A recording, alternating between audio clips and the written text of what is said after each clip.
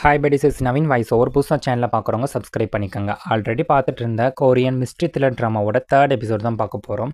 Third எபிசோட ஸ்டார்டிங்கில் ஒரு ஃப்ளாஷ்பேக் சீனை தான் காட்டுறாங்க. அது தாஜு அப்புறம் கோவோட கல்யாண நாள். ரெண்டு ஃபேமிலியும் ரொம்ப சந்தோஷமாக வந்து இருந்தாங்க. கோவோட அப்பா அவளை வந்து தாஜு கிட்ட கூட்டிகிட்டு போய் ரெண்டு பேருக்கு கல்யாணம் பண்ணி வைக்கிறாங்க. அந்த நாளில் எல்லாரோட ஃபேஸ்லேயும் கொஞ்சம் சந்தோஷம் மட்டும்தான் இருந்துச்சு. கொஞ்ச நாள் அப்படியே போனதுக்கப்புறம் அவங்களுக்கு ஹயான் அப்படிங்கிற ஒரு பெண் குழந்தை வந்து பிறக்குது. ஆனால் ஒரு நாள் ஹயானுக்கு திடீர்னு ஹெல்த் இஷ்யூஸ் வந்து ரொம்ப கிரிட்டிக்கல் ஆகிடுச்சு. டாக்டர் உடனே சர்ஜரி பண்ணணும், இன்னமும் வெயிட் பண்ண முடியாது அப்படின்னு சொல்லிட்டு இருப்பாங்க. ஹாஸ்பிட்டலில் இருந்த தாஜுக்கு வந்து நம்ம கோ வந்து ஃபோன் பண்ணிக்கிட்டே இருப்பாங்க. ஆனால் தாஜுவால் ஃபோன் காலை வந்து அட்டன் பண்ணவே முடியல. இதனால் கோ ரொம்ப வாய்ந்து போயிருப்பாங்க. நம்ம குழந்தைக்கு ஏதாவது ஆயிருமோ அப்படின்னு சொல்லி அவர் ரொம்ப பதட்டம் வந்திருப்பாள். டாக்டர்ஸ் எவ்வளோ ட்ரை பண்ணாலும் ஹயானோட அந்த சர்ஜரி வந்து சக்ஸஸ்ஃபுல் ஆகவே இல்லை. ஆப்ரேஷன் தியேட்டர்லேருந்து வெளில வந்த டாக்டர் வந்து சாரி, எங்களால் உங்கள் குழந்தைய வந்து காப்பாற்ற முடியல அப்படின்னு மட்டும் சொல்கிறாரு. அந்த ஒரு வார்த்தையை கேட்டதும் கோ முழுசும் உடஞ்சி போயிடுறாங்க. அதே நேரத்தில் தாஜு அங்கே ஹாஸ்பிட்டலுக்கு வந்துடுறான். அவனும் வந்து சர்ஜரினால தான் ஃபோனை வந்து அட்டன் பண்ண முடியல அப்படிங்கிறது தெரியுது. ஆனால் அந்த விஷயத்தை வந்து கோக்கு வந்து சொல்ல முடியல. அந்த ஒரு இன்சிடெண்ட்டுக்கு அப்புறம் அவங்களோட ரிலேஷன்ஷிப் ஃபுல்லாக அப்படியே மாறி போச்சு. கோ வந்து நம்ம குழந்தை வந்து இறந்து போனதுக்கு தாஜு தான் காரணம், அவனை காண்டாக்ட் பண்ண முடியல, ஹாஸ்பிட்டலுக்கும் அவன் வரல அப்படின்னு நினச்சி அவனை வெறுக்க ஆரம்பிக்கிறான். இப்போ ஸ்டோரி ப்ரெசென்ட்டுக்கு வருது. ப்ரெசென்ட்டில் போலீஸ் ஸ்டேஷனில் இருந்த தாஜுவை வந்து ஷியாங் அப்படிங்கிற ஒருத்தர் வந்து மீட் பண்ண வராரு. அவர் நான் உனக்கு வந்து ஹெல்ப் பண்ண வரேன், நீ வந்து கோ வந்து கொல்ல ட்ரை பண்ணல அப்படிங்கிறது எனக்கு தெரியும் அப்படின்னு சொல்லி ஒரு அட்ரஸ் வந்து கொடுக்குறாரு. நைட் 11 மணிக்குள்ளே வந்து அந்த அட்ரஸ்க்கு நீ கண்டிப்பாக வரணும் அப்படின்னு சொல்லி வார்ன் பண்ணுறாரு. அதே நேரத்தில் அந்த சைட் கோவை தான் காட்டுறாங்க.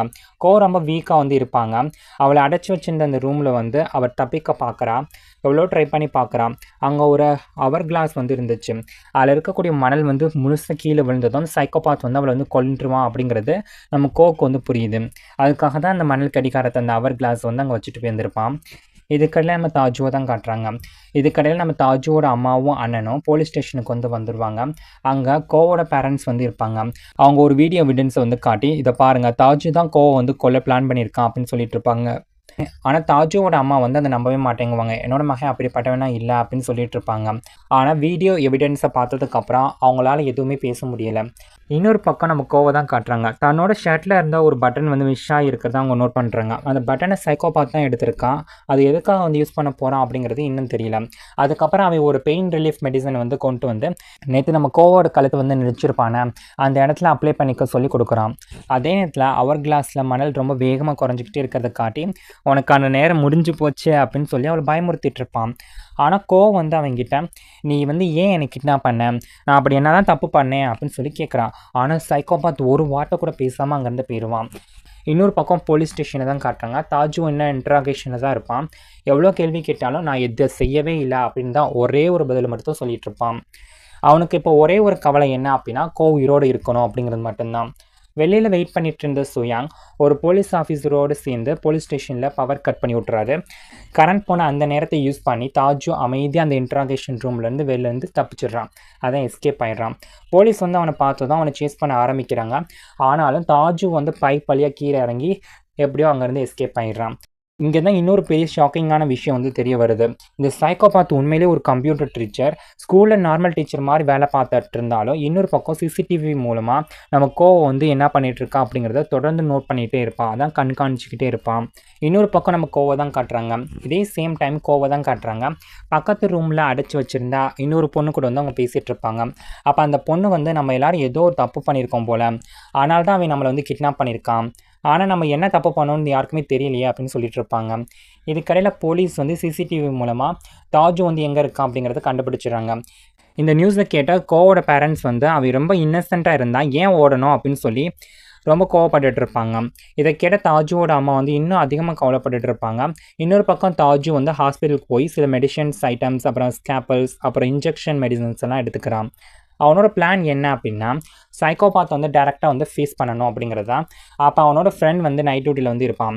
அப்போ ப்ரோ நீங்கள் ஓகேவா அப்படிங்கிற இந்த மாதிரி கேட்குறான். அப்போ தாஜு வந்து உன்னோட காரை கொஞ்சம் கடன் கொடுக்குறியா அப்படின்னு சொல்லி கேட்டுட்ருப்பான். அப்போ ஃப்ரெண்ட் உடனே கீழே எடுத்து கொடுப்பான். ஆனால் அதே சேம் டைம் கோவோட அப்பா வந்து ஃபோன் பண்ணி தாஜு அங்கேருந்து அவனை உடனே ஸ்டாப் பண்ணி வை, அவன் தான் என்னோட மகளை வந்து கிட்னாப் பண்ணியிருக்கான் அப்படின்னு சொல்கிறாரு. அந்த கால் பேசிகிட்டு இருக்கிறத தாஜு வந்து கேட்டுருவான். வேறு வழி இல்லாமல் ஃப்ரெண்டை தள்ளி விட்டுட்டு காரோட கீ எடுத்துகிட்டு அங்கேருந்து ஓடிடுறான். அப்போ பார்க்கிங் ஏரியாவில் செக்யூரிட்டி வந்து அவனை தடுக்க ட்ரை பண்ணிட்டு இருக்காரு. ஆனால் தாஜு வந்து ஒரு ஸ்ப்ரே அடிச்சு விட்டு அவர் அவாய்ட் பண்ணி அங்கேருந்து எஸ்கேப் ஆயிடுறான். இதே சேம் டைம் அந்த சைக்கோபாத் வெளி உலகத்தில் என்னதான் நல்லவே மாதிரி நடந்துக்கிட்டாலும் உள்ளுக்குள்ள எவ்வளோ பெரிய டேஞ்சரஸானவனாக இருக்கான். ஒரு வயசான பாட்டி கூட ஹெல்ப் பண்ணுறான். ஆனால் அவனோட இன்டென்ஷன் வந்து அடுத்த டார்கெட் வந்து தேடுற மாதிரி தான் இருக்குது. இன்னொரு பக்கம் நமக்கு பக்கத்து ரூமில் இருந்த அந்த பொண்ணோட பேர் வந்து சோனியா அப்படிங்கிறத வந்து தெரிஞ்சுக்கிறாங்க. அப்போ அந்த சோனியா பொண்ணு வந்து ஒரு விஷயத்த சொல்லுது. கிட்னாப்பர் என்னோட ஹஸ்பண்டுக்கு வந்து ஃபோன் பண்ணி என்னை காப்பாற்றணும் அப்படின்னா உனக்கு கொன்று வேண்டாம் அப்படின்னு சொல்லி மாட்டிட்டு இருந்தாரு. ஆனால் என்னோட ஹஸ்பண்ட் வந்து அவளை விட்டுட்டு போங்க அப்படின்னு சொல்லிட்டாரு. அதனால தான் உன்னை பார்த்தா எனக்கு ரொம்ப பொறாமையாக இருக்குது. உன்னோட ஹஸ்பண்ட் தாஜு வந்து உன்னை எந்த அளவுக்கு கேர் பண்ணுறாரு அப்படிங்கிறத நான் ஃபோன்லேயே கேட்டேன் அப்படின்னு அந்த பொண்ணு சொல்லிட்டு இருக்கோம். அது மட்டும் இல்லாமல் நீ தப்பிச்சு வெளில போனால் போலீஸ்கிட்ட என்னை மறக்காமல் சொல்லு அப்படின்னு சொல்லி அந்த பொண்ணு கேட்டுட்ருக்கோம். இதுக்கடையில் தாஜு தன்னோட அண்ணனுக்கு வந்து ஃபோன் பண்ணுறான். நான் ரொம்ப இன்னசென்ட், என்னை நம்புங்க அப்படின்னு சொல்லிட்டு அவன் ஃபோன் வந்து கட் பண்ணி விட்ருவான். இவங்களோட அம்மா அப்போ தாஜுவோட அம்மா வந்து அந்த ஃபோன் காலை கேட்டு ரொம்ப அழ ஆரம்பிச்சிருவாங்க. இன்னொரு பக்கம் இந்த போலீஸ் ஒரு வழியாக தாஜு இருக்கிறத வந்து கண்டுபிடிச்சிடுறாங்க. அதுக்கப்புறம் ஒரு பெரிய கார் சேஸையும் வந்து ஆரம்பிக்குது. நிறைய போலீஸ் கார்ஸ் வந்து அவனை சேஸ் பண்ணிகிட்டே இருப்பாங்க. அப்போ தாஜுவோட கார் வந்து 2 டைம் போலீஸோட காரோட வந்து மோதிக்கிட்டே இருக்கும். இருந்தாலும் அவன் எப்படியோ அங்கேருந்து தப்பிச்சுட்டே இருப்பான். தாஜுவோட கார் வந்து 2 டைம்ஸ் வந்து போலீஸோட காரோட வந்து மோதிட்டு இருக்கும். ஆனால் அவன் எப்படியோ அங்கேருந்து தப்பிச்சிடுறான். அவனுக்கு ஒரே ஒரு டார்கெட் என்ன அப்படின்னா ஷியாங் கொடுத்த அந்த அட்ரஸ்க்கு வந்து நேரத்துக்குள்ளே வந்து போய் சேரணும் அப்படிங்கிறது தான். இதே சேம் டைம் நமக்கு தன்னோட காலில் இருந்த அந்த கேன் ஹாஃப் தான் அந்த சங்கிலி இருக்கும்ல, அதை கலெக்டருக்கு ஒரு ஐடியா வந்து பண்ணுறாங்க. பெயின் ரிலீஃப் க்ரீம் வந்து அப்ளை பண்ண சொல்லி அந்த சைக்கோபாத் கொடுத்துருப்பானே, அந்த காலில் வந்து அப்ளை பண்ணிவிட்டு தன்னோட ட்ரெஸ் வந்து கிழித்து காலை பலமாக வந்து இழுக்கிறாங்க. ஸோ ரொம்ப வலிச்சா கூட அந்த வலியை தாங்கிட்டு ஒரு வழியாக அந்த ஹேண்ட் காஃப்லேருந்து காலை வந்து வெளில எடுத்துடுறாங்க அந்த சங்கிலியிலேருந்து.